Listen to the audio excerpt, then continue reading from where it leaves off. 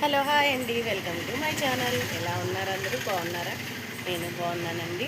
ఇప్పుడు నేను చూపించేసేది నైట్ డ్రెస్సులు. ఇప్పుడు సమ్మర్కి పిల్లలందరూ నైట్ డ్రెస్సులు వేసుకుంటారు కదా. ఈ క్లాత్ అయితే చాలా బాగుంది. ఇదిగోండి, క్లాత్ బనియన్ క్లాత్ టైప్ వచ్చింది. చాలా స్మూత్గా బటన్స్ అయితే వచ్చాయి. స్మూత్గా అయితే ఉంది.